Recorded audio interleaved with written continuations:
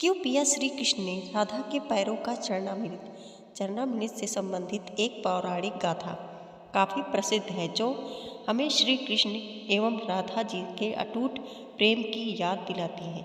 कहते हैं कि एक बार नंदलाल काफ़ी बीमार पड़ गए। कोई दवा या जड़ी बूटी उन पर बेअसर साबित हो रही थी। तभी श्री कृष्ण ने स्वयं ही गोपियों से एक ऐसा उपाय करने को कहा जिसे सुन गोपियों दुविधा में पड़ गई।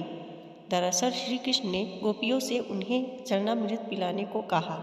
उनका मानना था कि उनके परम भक्त या फिर जो उनसे अति प्रेम करता है तथा उनकी चिंता करता है, यदि उसके पाँव को धोने के लिए इस्तेमाल हुए जल को वे ग्रहण कर लें तो वे निश्चित ही ठीक हो जाएंगे।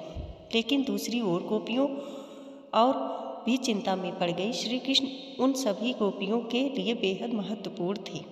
वे सभी उनके परम भक्त थी, लेकिन उन्हें इस उपाय के निष्फल होने की चिंता सता रही थी।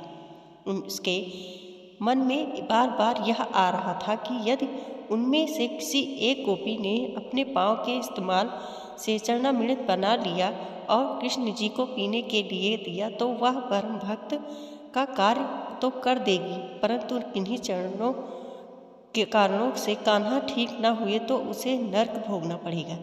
अब सभी गोपियाँ व्याकुल होकर श्री कृष्ण की ओर ताक रही थी और किसी अन्य उपाय के बारे में सोच रही थी कि वहाँ कृष्ण की प्रिय राधा आ गई।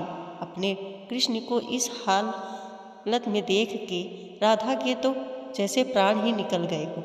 जब गोपियों ने श्री कृष्ण द्वारा बताया गया उपाय राधा को बताया तो राधा ने एक क्षण भी व्यर्थ करना उचित न समझा और जल्द ही स्वयं के पांव धोकर चरणामृत तैयार कर श्री कृष्ण को पिलाने के लिए आगे बढ़ी। राधा जानती थी कि वे क्या कर रही हैं। जो बात अन्य गोपियों के लिए भय का कारण थी, ठीक वही भय राधा को भी मन में था। लेकिन कृष्ण को वापस स्वस्थ करने के लिए वह नरक में चले जाने को भी तैयार थी। आखिरकार कान्हा ने चरणामृत ग्रहण किया और देखते ही देखते वे ठीक हो गए, क्योंकि वह राधा ही थी जिनके प्यार एवं सच्ची निष्ठा से कृष्ण जी तुरंत स्वस्थ हो गए। अपने कृष्ण को निरोग देखने के लिए राधा जी ने एक बार भी स्वयं के भविष्य की चिंता ना की और वही किया जो उनका धर्म था। वीडियो पसंद आई हो तो लाइक और सब्सक्राइब करना ना भूलें।